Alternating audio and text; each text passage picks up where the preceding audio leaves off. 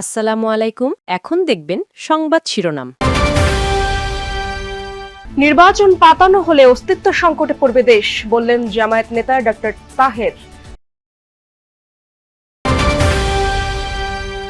ভারতে না খেলার ব্যাপারে অনড় বাংলাদেশ, ক্রিকেটারদের নিরাপত্তাকে অগ্রাধিকার দেওয়ার তাগিদ উপদেষ্টার। আইসিসিকে ফের চিঠি দেবে বিসিবি। এলপি গ্যাস নিয়ে নৈরাজ্য চরমে, বিইআরসি মূল্য বেঁধে দিলেও দাম না কমায় ভোক্তাদের ক্ষোভ, নানা অজুহাত ব্যবসায়ীদের। দেশ জুড়ে শীতের দাপট, কনকনে হাওয়া ও ভারী কুয়াশায় বিপর্যস্ত জনজীবন। মৌসুমের সর্বনিম্ন তাপমাত্রা নওগাঁয় 6.7 ডিগ্রি সেলসিয়াস। এতক্ষণ দেখছিলেন সংবাদ শিরোনাম, এখন দেখবেন বিস্তারিত। যারা দেশ ছেড়ে পালিয়েছে কিংবা এই নির্বাচনে বিএনপির প্রতিপক্ষ, তারাই অতীতে বিভিন্ন সময়ে আপোষ করেছে, এমন মন্তব্য করেছেন বিএনপির স্থায়ী কমিটির সদস্য আমির খসরু মাহমুদ চৌধুরী। বলেন, একমাত্র বেগম খালেদা জিয়াই জীবনের শেষ দিন পর্যন্ত কোনো ধরনের আপোষ করেননি। দলের স্থায়ী কমিটির আরেক সদস্য ডক্টর মঈন খান বলেন, কোনো শক্তি আর বিরাজনীতিকরণ করতে পারবে না।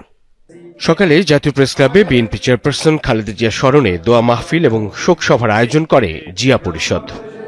আয়োজনে বিএনপি স্থায়ী কমিটির সদস্য আমির খসরু মাহমুদ চৌধুরী বলেন, খালেদা জিয়ার ত্যাগ ও আপোষহীনতার জন্যই বিএনপি নেতাকর্মীরা ভীষণ সাহসী। জিয়াউর রহমান ও খালেদা জিয়ার গণতন্ত্রের মশাল এখন তারেক রহমানের হাতে বলেও উল্লেখ করেন বিএনপির এই নেতা।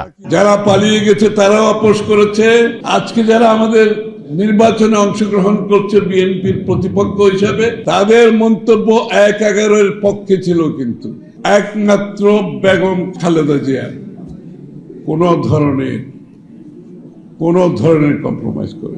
গণতান্ত্রিক শক্তিগুলোর সঙ্গে সম্মিলিত হয়ে 31 দফা সংস্কার প্রস্তাব আমরা দিয়েছি। নির্বাচনী ইশতেহারেও মূলত এই সব উপাদানকে ভিত্তি করে ইশতেহার তৈরি হবে। সুতরাং নির্বাচনের সময় শান্তিপূর্ণ পরিবেশ বজায় রাখার জন্য সতর্ক দৃষ্টি থাকা কিন্তু প্রয়োজন হয়ে দাঁড়িয়েছে অনেক বেশি।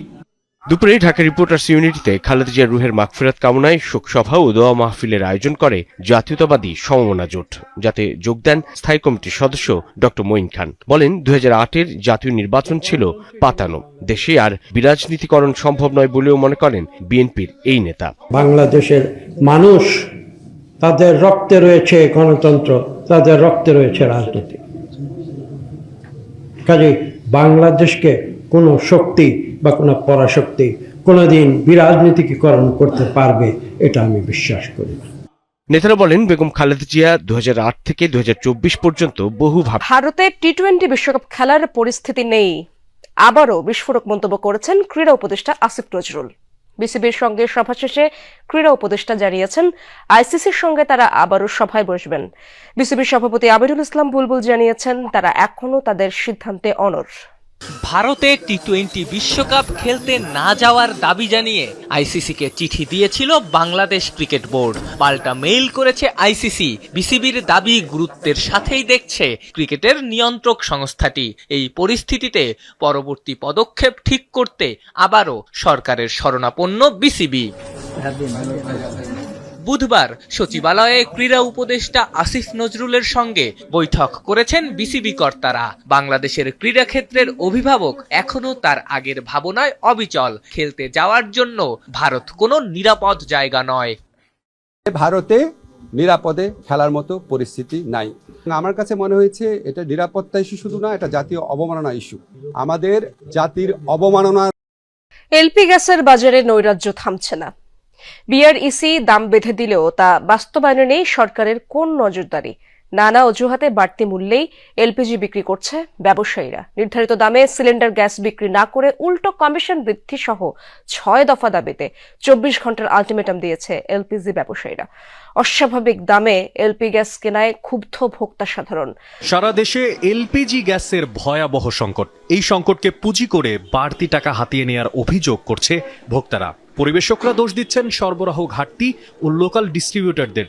আর লোকাল ডিস্ট্রিবিউটররা বলছে সিন্ডিকেট ও মজুত করে দাম বাড়ানো হয়েছে গ্যাসের। এরই মধ্যে বুধবার জাতীয় প্রেস ক্লাবের সামনে 24 ঘন্টার আলটিমেটাম দিয়ে সংবাদ সম্মেলন করেছে এলপিজি গ্যাস ব্যবসায়ী সমিতি। হুমকি দিয়েছে গ্যাসের দাম পুনর্নির্ধারণ করা না হলে গ্যাস সরবরাহ বন্ধ করে দেওয়ার।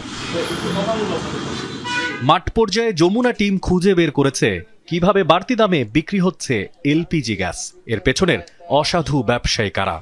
এই যে এটা হলো আজকের বলতে এই মাসে 12 কেজি কত টাকা দিয়ে বিক্রি করেন? 12 কেজি 1300 টাকায় বিক্রি করতেছে। গভর্নমেন্ট বাইদা দিচ্ছে 1360 টাকায়। এই দেখেন, রাজধানীর এক পরিবেশকের গোডাউনে গেলে ব্যবসায়ী দাবি করেন কিছু লোকাল ডিস্ট্রিবিউটর অসাধুভাবে তাদের থেকে 12 লিটারের এলপিজি গ্যাস 1350 টাকায় কিনে ভোক্তার কাছে বিক্রি করছে 2000 টাকার উপর। কিন্তু সরকার নির্ধারিত দাম তো 1307 টাকা। কিন্তু লোকাল ডিস্ট্রিবিউটররা বলছেন কোম্পানি থেকেই দাম বাড়ানো হয়েছে। এর সপক্ষে 1500 থেকে 1700 টাকা পর্যন্ত দরে সিলিন্ডার কেনার রসিদ দেখিয়েছেন কেউ কেউ। সারা দেশে তীব্র হচ্ছে শীত, কুয়াশা আর হিম বাতাসে স্থবির জনজীবন। আজ সর্বনিম্ন তাপমাত্রা রেকর্ড করা হয়েছে নওগাঁয় 6.7 ডিগ্রি সেলসিয়াস, যা এই মৌসুমে সর্বনিম্ন। বিভিন্ন অঞ্চলে ক্রমেই কমছে তাপমাত্রা। দেশের বেশিরভাগ জেলায় বয়ে যাচ্ছে মৃদু থেকে মাঝারি শৈত্যপ্রবাহ। আবহাওয়া অধিদপ্তর জানিয়েছে আগামী কয়েকদিন শৈত্যপ্রবাহ অব্যাহত থাকার সম্ভাবনা রয়েছে। সারা দেশে রাত ও দিনের তাপমাত্রা অপরিবর্তিত থাকতে পারে। বেলা বৃদ্ধির সাথে সাথে কোথাও কোথাও সূর্য উঁকি দিলেও উত্তাপ মিলছে না। ভোগান্তি বেড়েছে ছিন্নমূল ও খেটে খাওয়া মানুষের। দরিদ্র মানুষের মাঝে শীতবস্ত্র বিতরণ হলেও তা প্রয়োজনের তুলনায় অপ্রতুল। শীতের সাথে পাল্লা দিয়ে বাড়ছে ঠান্ডাজনিত রোগ ব্যাধিও। প্রতিদিনই নতুন নতুন রোগী ভর্তি হচ্ছে হাসপাতালগুলোতে। আজকে ঠান্ডাটা আগের দিনের তুলনায় অনেক বেশি, তারপরেও কর্মস্থলে যেতে হবে তাই বেরোচ্ছে। ঠান্ডাতে গাড়ি চালাতে কষ্ট হয়, হাত টাত পড়ে আছে, যাত্রী কম, অনেক ঠান্ডা আজকে, আর তো অবশ হয়ে যাচ্ছে। এবার যুক্তরাষ্ট্রের ভিসা বন্ড তালিকায় উঠে এলো বাংলাদেশের নাম। এখন থেকে মার্কিন মুলুকে প্রবেশ করতে হলে জামানত হিসেবে গুনতে হবে প্রায় 18.5 লাখ টাকা পর্যন্ত। B1 কিংবা B2 ভিসার ক্ষেত্রে এই নতুন পরিবর্তন এনেছে ডোনাল্ড ট্রাম্প প্রশাসন। মঙ্গলবার দেশটির পররাষ্ট্র দপ্তরের ওয়েবসাইটে জানানো হয়, নতুনভাবে বাংলাদেশ সহ আরও 25টি দেশের নাগরিকদের জন্য প্রযোজ্য হবে এই নীতি, যা কার্যকর হবে আগামী 21 জানুয়ারি থেকে। উন্নত জীবনের আশায় বিশ্বের বিভিন্ন প্রান্তের অভিবাসন প্রার্থীদের সবচেয়ে কাঙ্ক্ষিত গন্তব্য যুক্তরাষ্ট্র।